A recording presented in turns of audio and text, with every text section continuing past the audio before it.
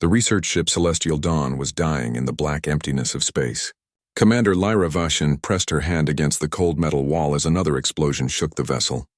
Her skin, normally a bright blue color, had faded to a dull gray. Around her, the bridge crew worked frantically at their stations, but she could see the fear in their movements. Hull breach on Deck 4, someone called out. Life support failing on Decks 2 and 3. Lyra looked at the main screen. 6 dark ships surrounded them like predators circling wounded prey. The Vraxians. Everyone in this part of space knew about them. Raiders. Killers. They attacked research vessels and cargo ships, taking what they wanted and leaving nothing but wreckage behind. How many crew members are still alive? Lyra asked. Her second officer, Thren, checked his console. His hands were shaking. 43, Commander.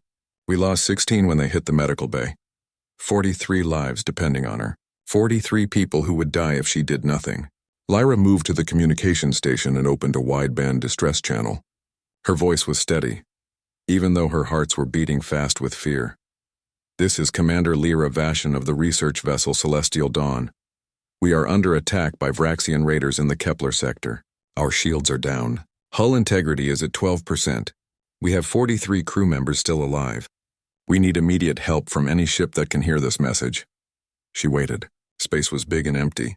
The nearest Quellan military base was 6 hours away. They didn't have 6 hours. They probably didn't have 6 minutes. The lights on the bridge flickered and went out. Emergency lighting came on, painting everything in red shadows. Through the walls, Lyra could hear the sound of metal tearing. The Vraxians were cutting their way inside the ship. Commander, Thren said, we're getting a response. Lyra felt a small spark of hope. Is it the defense fleet? No, the translation is strange. They say they are human, from a planet called Earth. They say they are 20 minutes away. Human? Lyra searched her memory. She had studied many species in her training, but she had never heard of humans. Are they with the collective? I don't know, Commander. The database has no information about them. 20 minutes. Lyra looked at the screen where the Vraxian ships were still firing at her vessel. 20 minutes might as well be 20 days. They would all be dead long before help arrived. She activated the communication channel. Unknown vessel, this is Commander Vashin. We appreciate your offer, but you should save yourselves. The Vraxians will destroy any ship that comes near. They show no mercy. The response came quickly. The voice was rough with a strange accent that the translator couldn't quite smooth out. Negative, Celestial Dawn. This is Captain John Murphy of the UESS Defiance. We don't leave people to die in space. Hold on tight. Help is coming? The channel went silent. Lyra stared at the communication panel. These humans, whoever they were going to get themselves killed. 1 ship against 6 Vraxian raiders. It was suicide. Another explosion rocked the ship. Lyra grabbed onto her chair to keep from falling. The main screen showed a new hull breach opening up on Deck 5. Atmosphere was venting into space like blood from a wound. They're inside the ship, someone shouted. Vraxian boarding parties on Deck 3. Lyra could hear screaming through the internal communications. The Vraxians didn't just kill quickly. They enjoyed making others suffer. Her crew members were dying down there and there was nothing she could do to help them. Seal all bulkheads, she ordered. Evacuate everyone to the upper decks. Commander, we have people trapped below. I know. Her voice cracked. But if we don't seal the bulkheads, the Vraxians will reach the bridge. At least this way, some of us might survive long enough for rescue. If rescue ever came. Lyra didn't really believe it would. 1 unknown ship against 6 Vraxian raiders. The humans were brave, she would give them that. But bravery didn't stop plasma weapons. Bravery didn't patch hull breaches. She sat down in her command chair and pulled up the ship's status on her personal screen. Every system was either offline or failing. The engines were dead. Weapons were gone. Even the escape pods had been destroyed in the first attack. There was nowhere to run and no way to fight back. Thren came to stand beside her. Commander, if we don't make it, I want you to know it has been an honor serving with you. We're not dead yet, Lyra said. But she didn't believe her own words. On the main screen, she watched the countdown timer. 18 minutes until the human ship arrived. Another explosion. 17 minutes. The sound of Vraxian weapons cutting through metal doors. 16 minutes, they've broken through to Deck 2, someone reported. 15 minutes. Lyra opened the ship-wide communication channel one last time. All crew, this is the commander. Help is coming. Stay hidden. Stay alive. Just a few more minutes. She closed the channel and looked at Thren. They both knew the truth. In 15 minutes, most of them would be dead. The Vraxians were inside the ship, moving through the corridors like a plague. There was no place to hide. Lyra thought about her family back home. She thought about the research her team had been doing, studying the strange plants on the outer worlds. Important work. Work that would never be finished now.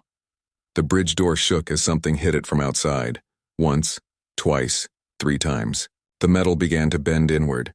"They're at the bridge," Thren whispered. Lyra stood up. If she was going to die, she would die on her feet, facing her killers. Around her, the bridge crew stood as well. No one spoke. They all knew what was coming. The timer showed 12 minutes. The bridge door exploded inward. Vraxian soldiers poured through the opening, their weapons raised. They were huge creatures covered in dark armor that seemed to absorb the light. Their faces were hidden behind helmets, but Lyra could hear them clicking and hissing in their own language. One of them pointed at Lyra. She closed her eyes and waited for the end. But somewhere in the darkness of space, the Defiance was coming. Captain John Murphy stood on the bridge of the UESS Defiance, watching the tactical display with hard eyes. 6 red dots surrounded a single blue dot on the screen. The blue dot was getting smaller as he watched, representing the failing shields of the Celestial Dawn. "How long until we reach them?" Murphy asked. His helmsman, Danny Chen, didn't take his eyes off his controls. 15 minutes at maximum speed, Captain. I'm pushing the engines past their safety limits. Push them harder." "Yes, sir." Murphy's first officer, Commander Lisa Grant, stood beside him. She was looking at the same tactical display, her face showing concern. 6 raiders, John. Our intelligence says Vraxians don't usually attack military vessels. But if they see us coming, they might decide to fight. "Let them," Murphy said quietly. "Karen, what do we know about Vraxian ships?" Lieutenant Karen Hayes pulled up data on her screen. "Not much, sir. They use plasma weapons and kinetic cannons. Their ships are designed for hit-and-run attacks on civilian vessels. They're fast but not heavily armored. Intelligence reports say they avoid direct combat with military ships. Good. That means they're not expecting a fight." Murphy activated the ship-wide intercom. "All hands, battle stations. This is not a drill. We have a civilian vessel under attack by 6 hostile ships. We're going in hot. Marine teams, prepare for possible boarding action. Medical teams, get ready for casualties. Engineering, I need everything you've got for weapons and shields." Throughout the ship, alarms sounded. Crew members ran to their stations. In the Marine Bay, Sergeant Jake Morrison and his squad checked their weapons and armor.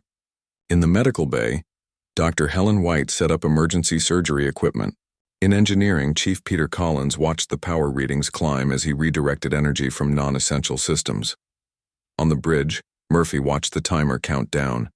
12 minutes. "Captain, I'm picking up new transmissions from the Vraxian ships," Amy Rodriguez said from the communication station. "They've detected us on their long-range sensors." "What are they saying?" Amy's face showed anger. "They're laughing, sir. They say we're just another soft-skinned ship to add to their collection. They're taking bets on how long we'll last." Murphy felt his jaw tighten. He had spent 20 years in Earth's space service. He had fought in the border wars. He had seen good people die in the black emptiness of space, and he had learned one important lesson. Bullies only understood one language. "Mr. Hayes, status on weapons." "All systems ready, Captain. Railguns loaded. Missile tubes hot. Laser batteries charged. I'm tracking all 6 targets. When we drop out of faster-than-light travel, you are weapons free. Hit them fast and hit them hard. Target their engines first.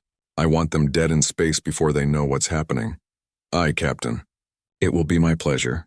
9 minutes. Murphy looked at his crew. They were young, most of them. This was their first real combat situation. Earth had only been in space for 30 years, and for most of that time they had been alone. No other species, no alien civilizations, just humans, slowly spreading out into the nearby star systems. Then 6 months ago, everything changed. They made first contact with a trading ship from the Galactic Collective. Suddenly, Earth learned they were not alone in the universe. There were hundreds of intelligent species out there, with civilizations thousands of years older than humanity. And there were also predators like the Vraxians. "Danny, when we drop out of FTL, I want you to put us right in the middle of their formation. Get us between them and the Celestial Dawn." "Sir." That's going to be tight. If my calculations are off by even a fraction, we could collide with one of their ships. I trust you. Danny, you're the best helmsman in the fleet. Yes, sir.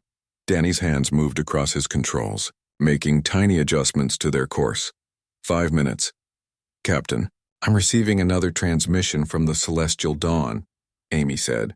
Her voice was quiet. It's just screaming, sir. I think the Vraxians have boarded their ship. Murphy's hand gripped the arm of his chair so hard his knuckles turned white.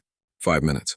Just 5 more minutes. He activated the communication channel to the Celestial Dawn. Commander Vashin, this is Captain Murphy. Hold on, we're almost there. No response. Just the sound of weapons fire and screaming in the background. 3 minutes, all weapon systems ready, Karen reported. Targeting solutions locked on all 6 hostile vessels.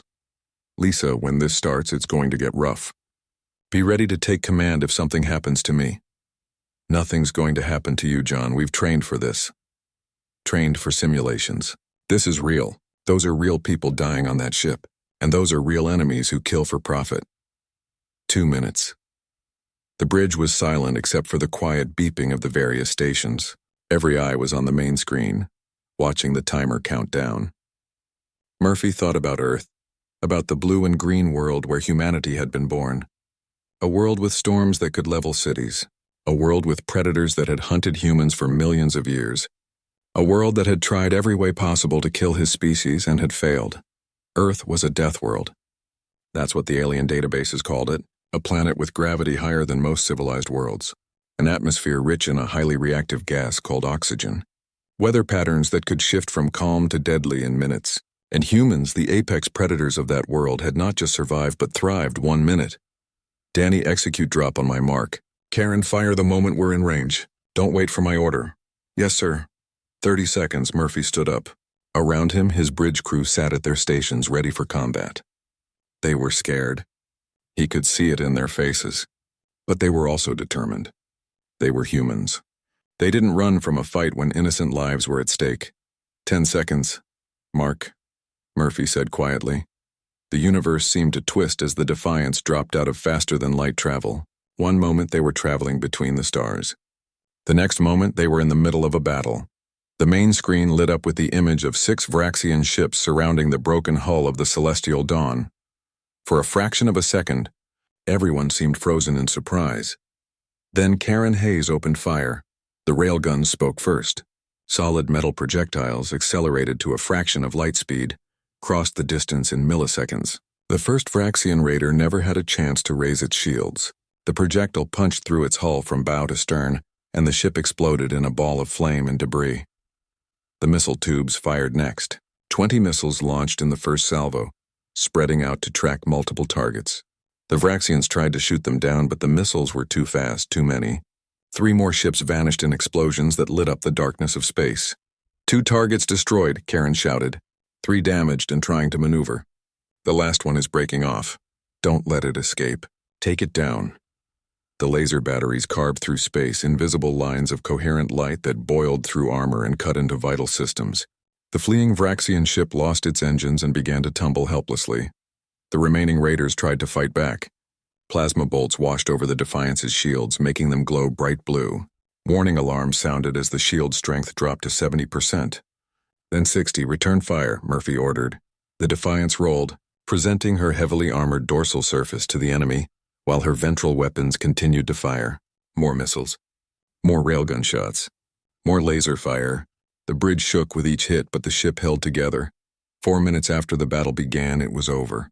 6 Vraxian raiders were now 6 expanding clouds of wreckage. The Defiance sat in the middle of the debris field, her shields flickering but holding, her weapons still hot and ready. Murphy let out a breath he didn't know he had been holding. Damage report. Shields at 40%, Lisa said. Minor damage to the dorsal armor. No casualties. Sir, we did it. Murphy sat down heavily in his chair. Amy, open a channel to the Celestial Dawn. Channel open, sir. Commander Vashin, this is Captain Murphy. The raiders are destroyed. We're sending rescue teams to your ship. Are you able to receive boarders? For a long moment, there was only silence. Then a voice came through, weak but alive. Captain Murphy, this is Commander Vashin. We can receive your teams at docking port 7. Captain, what you just did, your people, what are you? Murphy looked at the image of the damaged alien ship on his screen. He thought about his answer carefully. "We're from Earth, Commander. It's a hard world. It made us hard too. But it also taught us that when someone calls for help, you answer. Always." Sergeant Jake Morrison moved through the broken corridors of the Celestial Dawn, with his weapon raised and ready. Behind him, Corporal Nina Scott and Private Brad Cooper kept their rifles scanning every shadow. The ship was a mess. Walls were torn open, wiring hung from the ceiling like dead vines. In some places, the floor was sticky with something Morrison hoped was just coolant fluid. "Control, this is Rescue Team 1, Morrison spoke into his helmet radio. "We've entered the ship through docking port 7. Moving to deck 3 where the distress beacon shows the highest concentration of life signs." "Copy that, Team 1.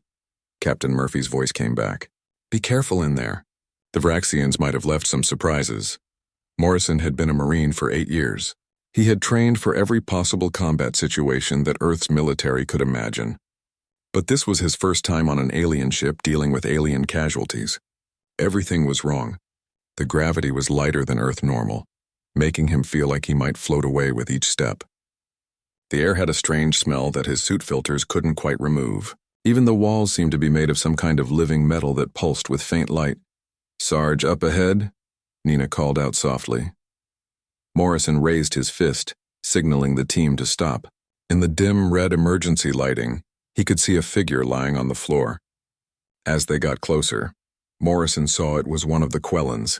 The alien was tall and thin, with skin that shifted color slowly. Right now the skin was showing patterns of gray and dark blue. "Is she alive?" Brad asked. Morrison knelt beside the alien and checked for vital signs. His suit's medical scanner beeped softly, analyzing the Quellan's biology. The display showed information that Morrison barely understood, but the important part was clear. Heart rate detected, breathing shallow, life signs weak, but stable. "She's alive." "Brad, call in the medical team. Tell them we have casualties on deck 3, corridor 6. Morrison looked at the Quellan's face. Her eyes were closed, but he could see the rapid movement beneath the eyelids. Dreaming, maybe, or unconscious from pain. There was a large burn across her shoulder and part of her chest, the kind of injury that came from plasma weapons. "Hey," Morrison said gently, not sure if the alien could hear him. "You're going to be okay. We've got doctors coming. Just hold on." The Quellan's eyes opened slowly. They were large and entirely black, like pools of deep water. She looked at Morrison with an expression he couldn't read. Then she spoke, her words translated by Morrison's suit computer into English. "You came. You actually came. Of course we came. You called for help. But we're not your people. You don't know us. Why would you risk your lives?" Morrison thought about that question. Why had they risked their lives? It would have been easier to ignore the distress call. Safer. No one would have blamed them for staying away from a fight against 6 armed raiders. "Because it's the right thing to do," he said finally. "Where we come from, when someone needs help, you don't ask who they are or what they can do for you. You just help." The Quellan's skin flickered with orange and gold patterns. Morrison's suit identified the colors as surprise and gratitude. "Your people must be very brave, or very stupid. I'm still trying to figure out which one." That got a small sound from the Quellan that might have been a laugh. Then her eyes closed again. Morrison's medical scanner showed her life signs were getting weaker. "Where is that medical team?" he demanded into his radio. "Right behind you." "Sergeant," a voice answered. Morrison turned to see Dr. Helen White and her assistant, Chris Taylor, coming down the corridor with portable medical equipment. Helen took one look at the wounded Quellan and immediately started barking orders. "Chris, get the portable scanner on her. I need full bio readings. Sergeant, help me roll her onto the stretcher." Morrison helped lift the alien onto the stretcher. She was surprisingly light, maybe only 60 pounds despite being over 6 feet tall. Her bones felt fragile under his hands, like they might break if he squeezed too hard. Helen worked quickly, attaching monitoring devices and starting an IV with fluids that Chris had prepared. The database from the collective has basic Quellan medical information, but it's not detailed. "I'm going to have to wing some of this." "She's going to make it, right?" Morrison asked. "If I have anything to say about it, yes. But Sergeant, I'm going to need you to keep moving. There are more wounded people on this ship. Find them and mark their locations so we can send more medical teams." Morrison nodded and signaled his team to move out. They went deeper into the ship. Following the life sign readings on their scanners, they found more wounded Quellans in the next corridor. Some were conscious, others were not. All of them looked at the human Marines with expressions of shock and hope. "It's okay," Nina told each one they found. "Help is here. You're safe now." On deck 2 they found something that made Morrison's stomach turn. 3 dead Quellans lying in a corridor, their bodies torn apart by weapons fire. From the way they had fallen, Morrison could tell they had been trying to protect a door. He checked the door and found it was sealed. "This is Morrison. I've got a sealed door on deck 2, corridor 3. Life signs show multiple people behind it. Can you open it?" Murphy's voice asked. "The controls are damaged. I'll need to use a manual override." "Do it. But be careful. They might think you're Vraxians coming back." Morrison pulled out his cutting tool and started working on the door panel. It took 5 minutes to bypass the damaged circuits and get the door open. When it finally slid aside, Morrison found himself looking at a dozen Quellans huddled in what looked like a storage room. They all flinched back when they saw the armed humans in armor. "Don't shoot," one of them said, raising his hands. "Please don't kill us." Morrison quickly raised his own hands, showing he meant no harm. He carefully set his weapon down on the floor and removed his helmet so they could see his face. "We're not here to hurt you," he said clearly. "We're the rescue team from Earth. The Vraxians are gone. You're safe now." For a moment no one moved. Then one of the Quellans, a young female, stepped forward slowly. Her skin was showing colors that Morrison's suit had identified earlier as fear and hope mixed together. "You're human? The ones who destroyed the raider ships?" "Yes, but you're so small. How did you defeat 6 Vraxian ships?" Morrison had to smile at that. At 6 feet tall and 200 pounds, he was used to being one of the bigger guys in any room. But to these tall, thin aliens, he probably looked short and stocky. "We make up for size with attitude," he said. "Now, are any of you hurt?" They spent the next hour evacuating the survivors from the storage room and treating their injuries. Most of them were just scared and hungry, not seriously wounded. They had been hiding in that room for hours, listening to the sounds of battle and death outside, thinking they would die at any moment. Morrison's radio crackled. "Rescue Team 1, this is the captain. Status report. Sir, we've evacuated Deck 2. We've found 38 survivors so far. Multiple casualties, but Dr. White says most of them will make it. Moving to Deck 1 now. Good work, Sergeant. The other rescue teams are reporting similar numbers. It looks like most of the Celestial Dawn's crew survived. Commander Vashin is asking to speak with you when you're done." Morrison replaced his helmet and led his team to the upper decks. They found 5 more survivors there, including one who had been trapped under a fallen support beam. It took all 3 of them to lift the beam enough for the Quellan to crawl out. His leg was crushed, but he was alive. By the time they finished searching the ship, they had found 41 living crew members out of the original 59. 18 had died in the attacks. Morrison thought about those 18 lives and felt anger burning in his chest. They had died because pirates wanted to steal research data, because the Vraxians saw other species as prey. "All teams, this is Morrison. The ship is clear. No remaining hostiles. All survivors have been located and are receiving medical attention." "Copy that, Sergeant," Captain Murphy said. "Bring your team back to the Defiance. Commander Vashin wants to thank you personally, but I told her you need to debrief first. Good job today." Morrison looked around at the damaged ship one more time. They had saved 41 people today. 41 lives that would have been lost if the Defiance hadn't answered that distress call. He thought about the young Quellan female who had asked why humans would risk their lives for strangers. "Because it's the right thing to do," he had told her. And he believed it. Earth had taught humanity hard lessons about survival. But somewhere along the way, between the wars and the struggles and the near extinctions, humans had learned something else too. They had learned that the only thing that made survival worthwhile was having someone to share it with. "Let's go home," Morrison said to his team. Captain John Murphy was reviewing damage reports when the alarm sounded across the bridge of the Defiance. Every head snapped up, and Lieutenant Karen Hayes immediately focused on her tactical display. "Captain, we have incoming ships. Multiple contacts dropping out of faster-than-light travel. Distance, 200,000 kilometers." Murphy felt his blood go cold. "How many?" Karen's face went pale as she counted. 37 ships, sir. They're Vraxian. Fleet configuration. They're holding position at maximum weapons range." Around the bridge, Murphy could see his crew members exchange worried glances. They had just fought 6 raiders and barely escaped with minor damage. 37 ships was a completely different situation. That wasn't a raiding party. That was a battle fleet. Commander Lisa Grant moved to stand beside Murphy's chair. She kept her voice low. John, we need to get out of here. We can't fight that many ships. We can't leave the Celestial Dawn. She can't jump to faster than light speed with that much damage. If we run, the Vraxians will finish what they started. If we stay, they'll destroy us both. Murphy looked at the tactical display. 37 red dots arranged in a combat formation. Professional, organized, not like the scattered raiders they had fought before. Whoever commanded that fleet knew what they were doing. Amy, open a channel to the Vraxian fleet. Sir, are you sure that's a good idea? Amy Rodriguez asked from the communication station. No, but do it anyway. The main screen flickered and changed to show the bridge of one of the Vraxian ships. The alien commander was huge, easily 8 feet tall with thick armor plates covering his body. His face was mostly hidden behind a helmet, but Murphy could see mandibles clicking together as he spoke. Human vessel.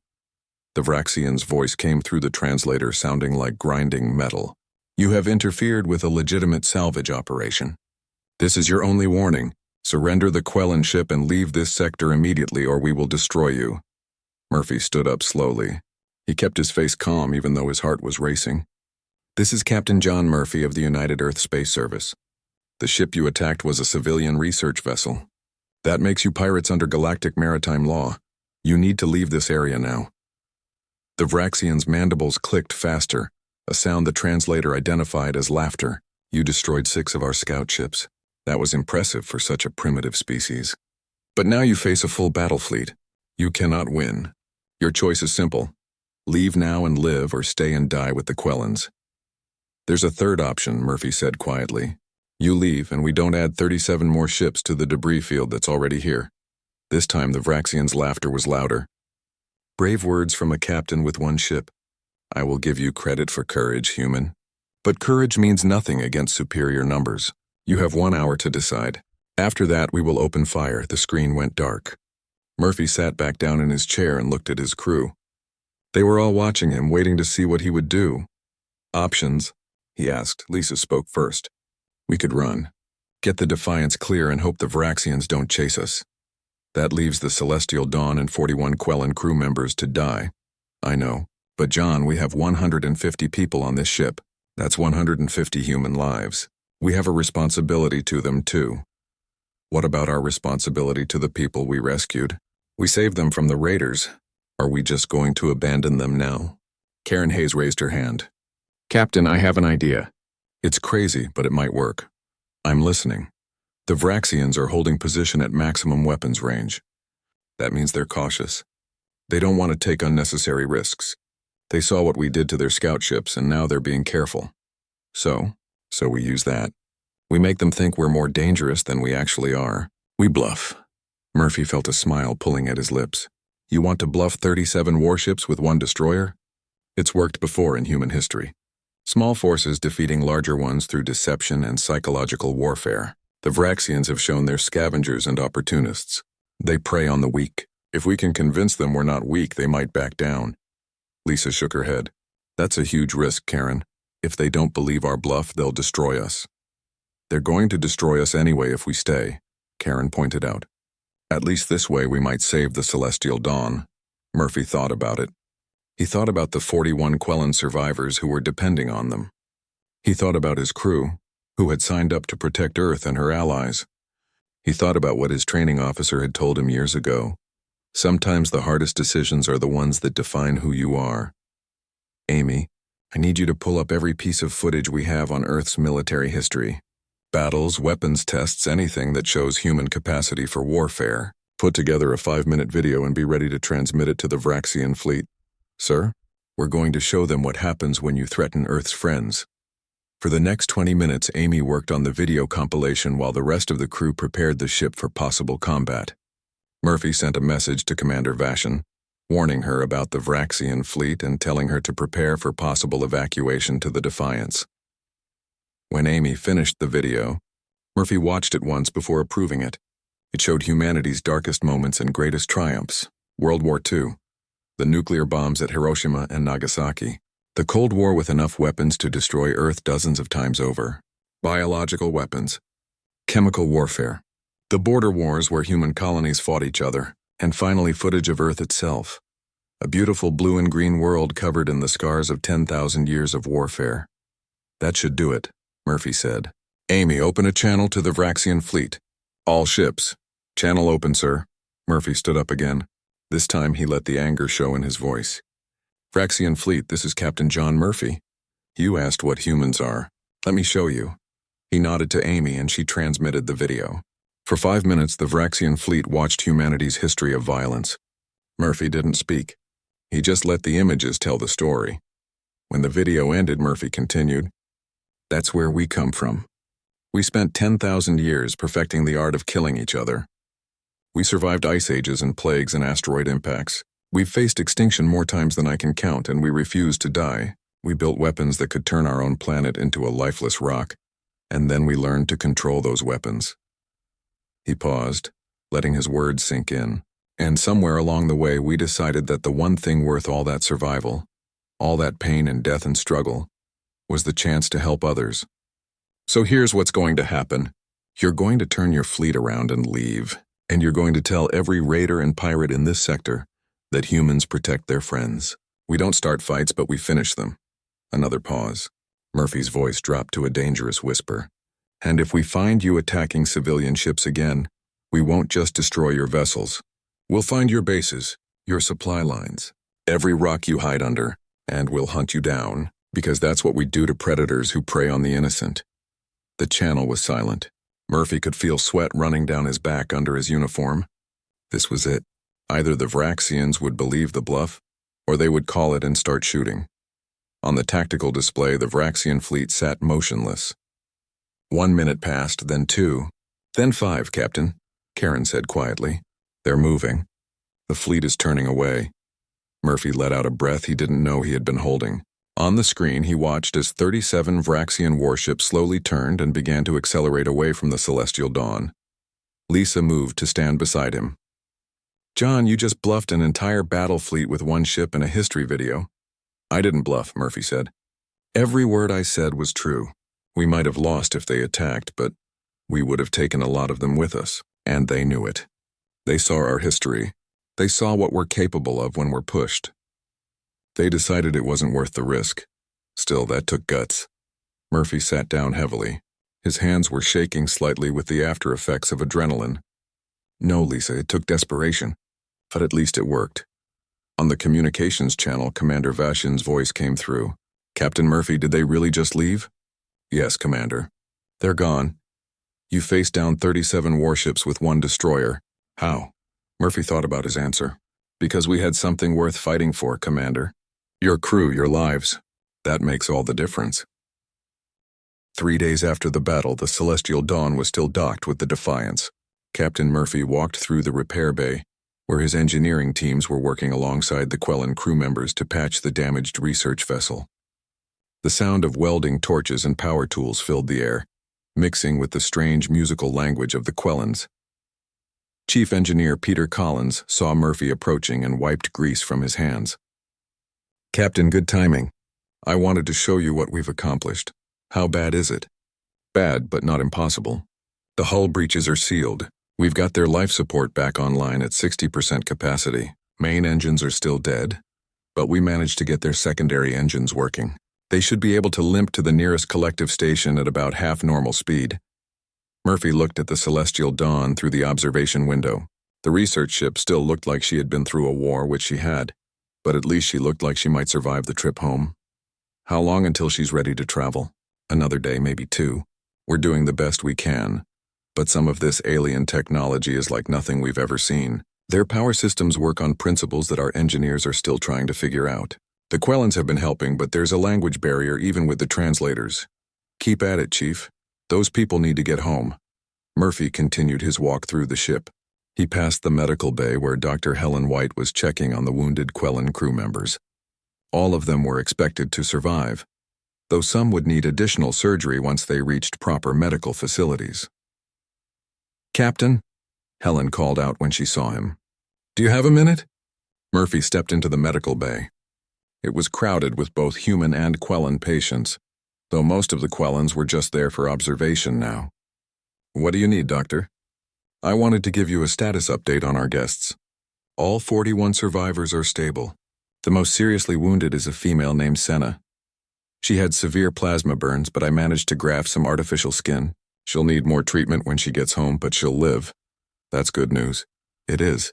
But Captain, I've been talking with their medical officer, a Quellan named Thren. He's been teaching me about their biology, and I've been teaching him about human medicine. Some of the things he's told me are interesting. How so? Helen pulled up a display showing comparative biology charts. Quellans evolved on a low-gravity world with very stable weather patterns. Their bodies are adapted for efficiency, not durability. They have lighter bones, slower healing rates, and much lower tolerance for physical stress. To them, Earth would be like trying to live at the bottom of an ocean with constant hurricanes. Murphy studied the charts. So when we told them we're from a death world, they believed it. More than that. Thren says the collective has classifications for planets based on how dangerous they are to life. Earth rates at the very top of that scale. High gravity, violent weather, aggressive predator species, toxic atmosphere for most aliens. Toxic atmosphere. Oxygen, Captain. We breathe oxygen like it's nothing. But for most species in the galaxy, oxygen is highly reactive and dangerous. They use it in controlled environments for fuel and chemical processes, but breathing it directly would kill them. Murphy thought about that. Humans were so used to oxygen that they never considered it might be unusual. What else did Thren tell you? That humans are terrifying. He said watching your Marines work was like watching predators hunt. The way they move, the way they scan their environment, even the way they communicate in short bursts. Everything about human behavior screams apex predator to other species. We're not predators. We're trying to help them. I know that, and you know that. But to them, we're creatures from a death world who can survive in conditions that would kill them. We're stronger, faster, more durable. We build weapons that can destroy cities. And we use controlled violence as naturally as breathing. That's scary, Captain, even when we're on their side. Murphy felt uncomfortable with that assessment. He had never thought of humans as frightening, just as people trying to survive and do the right thing. Did Thren say anything else? Yes, he said the collective needs to know about Earth, about humans. Because if we can help them, great. But if we ever become a threat, they need to be prepared. Murphy left the medical bay feeling troubled. He had thought rescuing the Celestial Dawn would be a simple act of kindness. Answer a distress call, save some lives, maybe make some new friends in the galaxy. He hadn't expected that other species would see humans as dangerous simply because of where they came from. He made his way to the observation deck where Commander Vasheen had asked to meet him. She was standing by the large window looking out at the stars. Her skin was showing patterns of blue and green that Murphy's translator identified as calm and contemplative. "Commander," Murphy said as he approached. "How are you feeling?" Vasheen turned to face him. Up close, Murphy could see she was even taller than he had thought, at least 7 feet. But there was a fragility to her that made him instinctively want to be gentle. "Captain Murphy, I wanted to thank you personally. You saved my crew. More than that, you risked your own people to save strangers. Anyone would have done the same." "No, Captain. Anyone would not. The Vraxians prey on civilian ships because they know most species will not risk combat to help others. Military vessels stay in their own territory. Traders avoid conflict. Even the collective defense fleet takes hours to respond to distress calls because they must verify the situation first. That seems inefficient. It is cautious. In a galaxy where resources are limited and conflicts are expensive, caution is valued. But you heard our call and came immediately. You fought 6 raiders without hesitation. You faced down a battle fleet to protect us. This is not normal behavior, Captain Murphy." Murphy looked out at the stars. "Maybe it should be, perhaps. But I must ask you something that troubles me. When you destroyed the Vraxian raiders, your ship moved with speed and precision that I have never seen. Your weapons fired with accuracy that should not be possible. And when you faced the battle fleet, you showed no fear. How is this possible for such a young species? We've had a lot of practice at fighting. Yes, I saw the video you transmitted to the Vraxians. 10,000 years of warfare. Weapons capable of destroying your own world. Captain, my species has existed for 50,000 years and we have fought only 3 major wars in all that time. Your species has fought thousands, why?" Murphy thought about how to answer that. Because Earth made us that way. Everything on our planet is competing for survival. The weather changes fast and kills without warning. The predators are fast and deadly. Even the plants have evolved ways to hurt anything that tries to eat them. We learned to fight because if we didn't, we would die. And now you bring that capacity for violence to the stars. We also bring the capacity for compassion, for sacrifice, for protecting those who can't protect themselves. Yes, we know how to fight, but we also know why fighting should be a last resort. We've seen what happens when violence becomes the first choice. We've lived through the consequences. Vashen's skin flickered with orange patterns. I believe you, Captain. I have seen your Marines gently caring for my wounded crew. I have seen your engineers working themselves to exhaustion to repair our ship. I have seen your doctor treat our people as if they were her own. You are warriors, yes, but you are also healers. This duality is unique. It's just who we are, but no, Captain. It is who you choose to be. There is a difference. Vashen moved closer to the window. The collective will want to meet your species officially. There will be diplomatic missions, trade negotiations, cultural exchanges. But there will also be fear. Some species will see humans as a threat. Others will see you as potential allies. Still others will want to test your strength. Are you saying we should expect trouble? I am saying you should expect change. Your arrival will shift the balance of power in this region of space. The Vraxians will spread word about the humans who destroyed their raiders and faced down their fleet. Pirates will avoid areas where human ships patrol. Civilian vessels will seek your protection.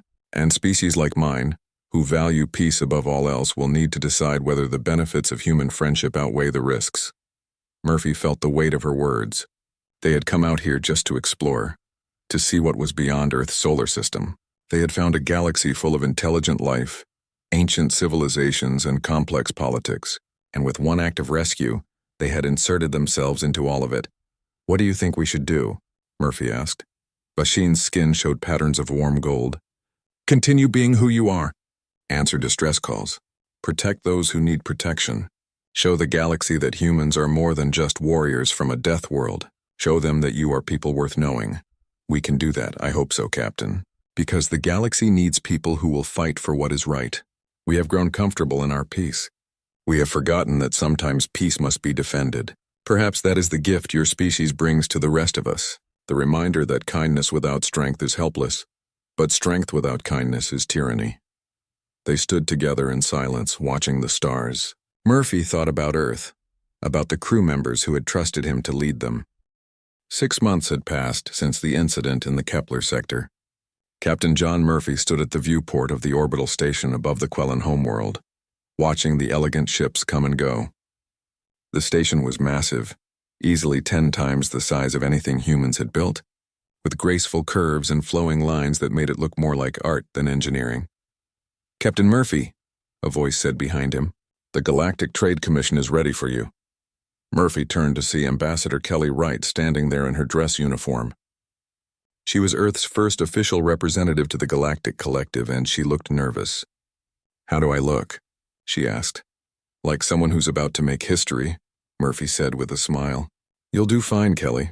I've read every report, studied every protocol, memorized every species customs. But I'm still terrified I'm going to accidentally start an interstellar incident. Just be yourself. That's what got us here. They walked together through the station corridors. Other aliens moved past them, some stopping to stare at the humans with expressions ranging from curiosity to fear. Word had spread about the species from Earth who had destroyed Vraxian raiders and faced down a battle fleet with a single ship. Humans were famous now for better or worse. The assembly hall was enormous. 300 species were represented, each delegation seated in sections designed for their specific biology. Some needed high gravity, others needed water environments. A few existed in sealed chambers filled with gases that would be toxic to most other species. Kelly and Murphy were led to a platform in the center of the hall. As they walked, Murphy could feel hundreds of eyes watching them. He kept his back straight and his expression calm, aware that he was representing not just Earth but all of humanity. An elderly Quellan stepped forward to address the assembly. His skin showed patterns of authority and wisdom, colors that Murphy had learned to recognize. Representatives of the Galactic Collective, we are gathered today to consider the admission of a new species. The humans of Earth have petitioned for membership in our community. Commander Vashen of the Celestial Dawn has provided testimony about her encounter with these beings. We have also heard reports from various sources about human activities in our space. Before we vote on this petition, Ambassador Kelly Wright of Earth will address us. Kelly stepped forward. Murphy could see her hands shaking slightly, but her voice was strong and clear. "Honored representatives, thank you for this opportunity. I come before you today representing the people of Earth. We are a young species, new to space travel and new to the knowledge that we are not alone in the universe. 6 months ago, we made first contact with your civilization. We learned about the Galactic Collective, about the hundreds of species who have worked together to build peace and prosperity across the stars." She paused, looking around at the assembled aliens. "We also learned that this peace is fragile, that there are those who prey on the innocent. And when we heard a distress call from the celestial dawn, we faced a choice. We could ignore it, continue on our way, avoid getting involved in situations we didn't fully understand, or we could do what our nature compels us to do, answer when someone calls for help." Murphy watched the assembly's reaction. Some of the aliens were nodding, their versions of agreement. Others looked skeptical. Kelly continued, "I won't lie to you about what we are. Earth is what you call a death world. High gravity, violent weather, aggressive predators. We evolved in an environment that tried constantly to kill us. And we learned to survive through strength and adaptability. We learned to fight because if we didn't, we would die. Our history is full of warfare and violence. We built weapons capable of destroying our own world." A murmur ran through the assembly. Kelly raised her hand for quiet. "But we also learned something else. We learned that survival alone is not enough, that the strong have a responsibility to protect the weak, that the capable should help the struggling. We learned these lessons through hard experience, through mistakes and tragedies. And we bring those lessons with us to the stars." She gestured to Murphy. Captain Murphy and his crew could have ignored the Celestial Dawn's distress call. They could have decided it was too dangerous, too risky, not their problem. But they didn't. They answered the call because it was the right thing to do. And I believe that this decision, this choice to help others despite the risk, is what defines humanity at our best. An alien in the back section stood up. Murphy's translator identified him as a Vraxian, one of the few who held legitimate positions in the collective. "The humans destroyed 6 of our ships without warning or negotiation. They attacked first and asked questions later. This is not the behavior of a peaceful species." Kelly didn't back down. Those ships were actively attacking a civilian vessel. They were killing innocent people. Captain Murphy gave them the chance to stop. They refused. He did what was necessary to save lives. And when our battle fleet arrived, the humans threatened us with violence, promised to hunt us down and destroy our bases. "Is this peace?" "No," Kelly said firmly. "That was self-defense and the defense of others. The Vraxian fleet was preparing to attack. Captain Murphy gave you the choice to leave peacefully. You chose to take that option. Violence was avoided because communication worked. That's exactly how it should be." Another alien stood, this one from a species Murphy didn't recognize. "The humans claim to value peace, but their history suggests otherwise. 10,000 years of warfare, multiple extinction-level weapons. They fought themselves more than they fought any external threat. How can we trust such a violent species?" Murphy stepped forward before Kelly could respond. "You're right," he said quietly. "We are violent. We've done terrible things to each other throughout our history. We've built weapons that could turn Earth into a lifeless rock. We've come close to destroying ourselves more than once. But here's what that history taught us. Violence destroys. War consumes. Hatred tears apart everything it touches. We learned these lessons by living through them." He looked directly at the alien who had spoken. "Yes, we're capable of terrible violence, but we're also capable of choosing not to use it. Every human ship in space carries enough weapons to level a city, but we only use them when we have no other choice. Every human soldier is trained to kill efficiently, but they're also trained to protect and rescue. That's the duality of humanity. We know how to fight, but we prefer not to. We carry weapons, but we hope never to use them." Commander Vashan stood up in the Quellen section. Her skin showed patterns of support and respect. "I have seen both sides of humanity. I saw them destroy 6 raider ships in minutes with precision and power that was frightening. But I also saw them spend 3 days repairing my ship, treating my wounded, caring for my crew as if we were their own people. They asked for nothing in return. They simply helped because that is who they are." Other voices began to speak up around the assembly. Some expressed support for Earth's admission. Others raised concerns. The debate went on for over an hour, with Kelly and Murphy answering questions and defending humanity's character. Finally, the elder Quellen called for order. "We have heard enough testimony. The collective will now vote on Earth's petition for membership. Standard protocols apply. A majority of 2/3 is required for admission. Murphy felt his stomach tighten. This was it. Either Earth would be welcomed into the galactic community, or they would be rejected, labeled as too dangerous to trust. The voting display lit up on the walls of the assembly hall. Each species had one vote. Green lights appeared for yes, red lights for no. Murphy watched as the lights began to fill the display, his heart pounding. Green, green, red, green, green, green, red, green. The pattern continued. More green than red, but not by a huge margin. Murphy could see that many species were still uncertain about humans. They saw the potential for friendship, but also the potential for threat. Finally, the last vote was cast. The Elder Quellen studied the results. The vote is complete. 209 in favor, 91 opposed. This exceeds the required 2/3 majority. He turned to Kelly and Murphy. By the authority of the Galactic Trade Commission and the Collective Council, Earth is hereby granted full membership in the Galactic Collective. Welcome, humans, to the community of the stars. The assembly hall erupted in sounds that ranged from applause to the various alien versions of celebration. Kelly grabbed Murphy's hand and squeezed it hard. They had done it. Earth was officially part of the galactic community. But the Elder Quellen wasn't finished. There is one additional matter.